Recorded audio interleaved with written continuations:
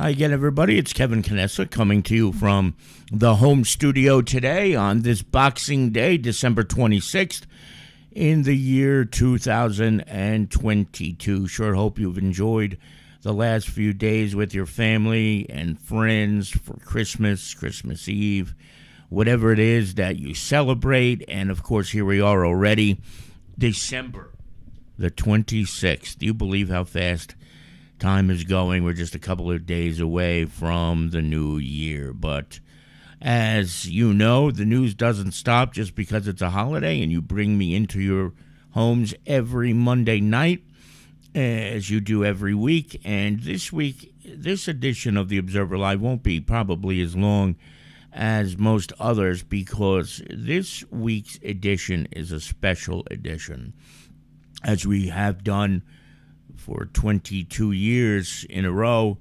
This last edition of the calendar year is a year-end recap where we go over the stories that made headlines throughout the course of the previous year.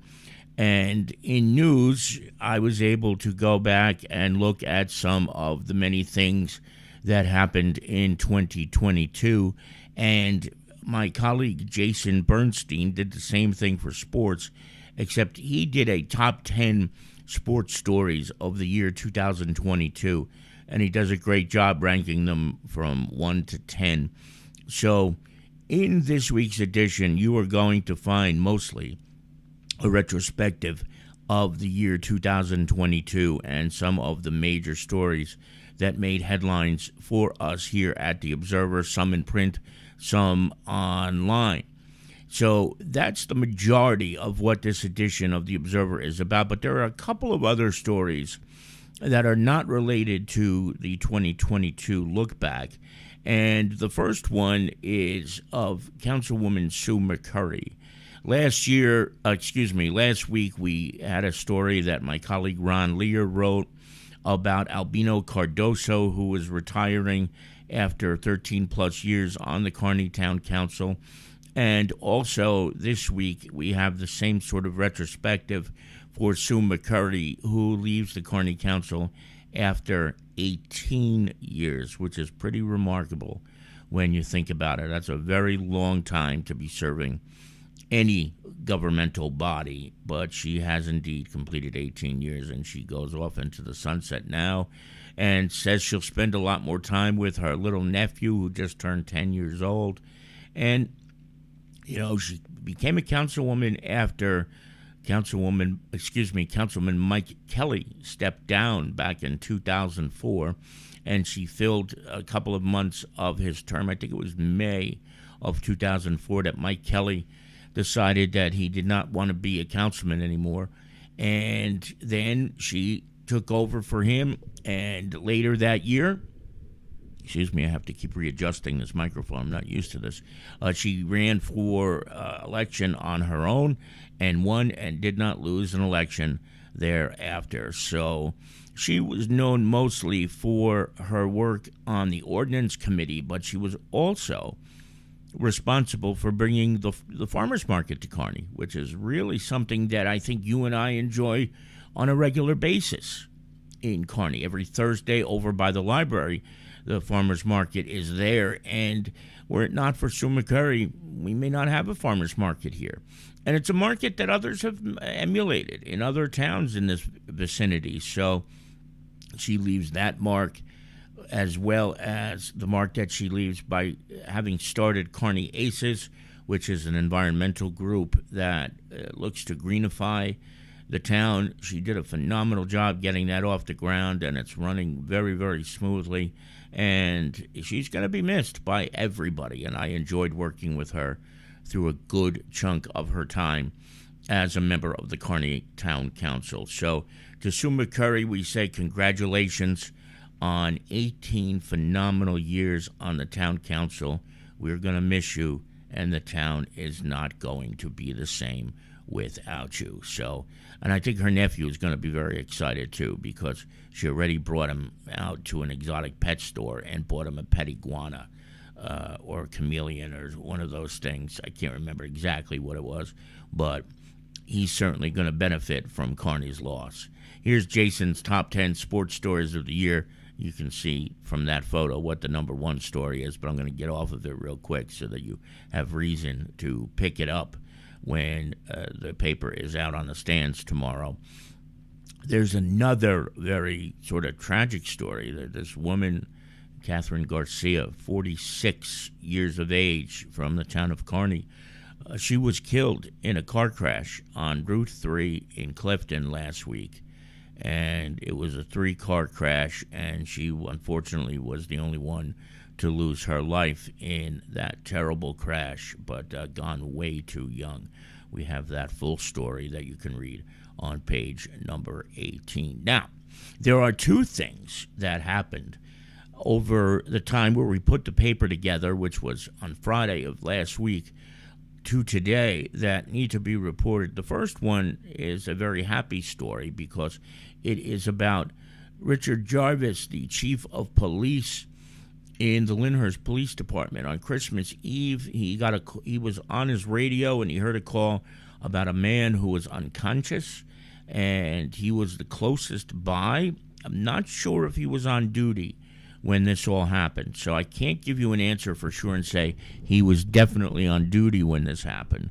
But he was the first one to make it to the scene, and he found a man who was unconscious, who actually, unfortunately, was trying to take his own life. There was a belt around. Excuse me, I'm sorry for having to keep moving this microphone, but it's just not staying in the right spot. He found the man who had a belt around his neck. He removed the belt and resuscitated the man, and his life was, in fact, saved. So a really feel-good story from what could have been an utterly tragic situation from Chief Rich Jarvis of the Lyndhurst Police Department, and, of course, on Christmas Eve. And another big story that developed over the weekend, and that is that Kearny EMS is folding as of December 31st, 2022. When the clock strikes January 1st, Kearny EMS will be no more. I believe there's all sorts of financial difficulties that they were going through, and now here we are, just a couple of days away from this, and the town still hasn't chosen a replacement yet, and that's because they only found out about this, apparently, a couple of weeks ago when Harry McNeil wrote a letter to the mayor and council on December 12th to say that Kearny EMS would be ceasing operations. So the town has put out bids for temporary coverage or maybe permanent coverage. They have 2 bids that came in, and they will be awarding a contract at a special meeting of the mayor and council on December the 29th, but this leads to so many unanswered questions. How does this happen? How does a body like Kearny EMS just cease operations? What were the financial difficulties? What happened in the process? And why did it take so long for the announcement to be made? And why did it take so long it's unfortunate the town was put in a position where they had to go and put out requests for proposals this late in the game, in the 11th hour. So Ron Lear wrote the story. We have the beginning of the story, but I feel like this is one of those stories that is far from completion and that we're going to be hearing a lot more about in the coming weeks. So that story, though it is not in this week's edition of The Observer, as was the case with the story about Richard Jarvis, may be found at www.theobserver.com. I hope you'll check that out because it's very, very important if you're a resident of Kearny to know what's going on. And we will continue to follow that as it continues to evolve. And the 29th of December is when the new contract is supposed to be awarded, and that will happen at 6 p.m. at Kearny Town Hall. And we, of course, will bring you the results of that situation once it happens later on this week. Now, I have a few housekeeping items that I need to clear up with you. Don't forget, we also have 2 pages of classifieds this week. And this week is another short week for us because of the New Year holiday. So that means that on Friday of this week, we will be putting together the January 4th edition of the Observer. So if you need a classified for this next week's paper, we need to receive it by 2 p.m. on Friday of this week, December the 30th. So make sure if you need to get an apartment in or a job opportunity or anything of that nature, that you get it to us as soon as you possibly can. But the latest will be, of course, at 2 o'clock on Friday. And all our other deadlines are moved up by 1 day, so that means display, etc., would need to be to us by Wednesday of this week. Our office will be closed on Monday, January 2nd, 2023, in observance of the new year, but then we'll be back after that into a regular routine as well. And that will be the same date as the next edition of the Observer Live, January 2nd, 2023, in the new year. That's going to do it, though, for this edition. I hope you will all pick up the paper, read the recaps of news and sports for the year 2022.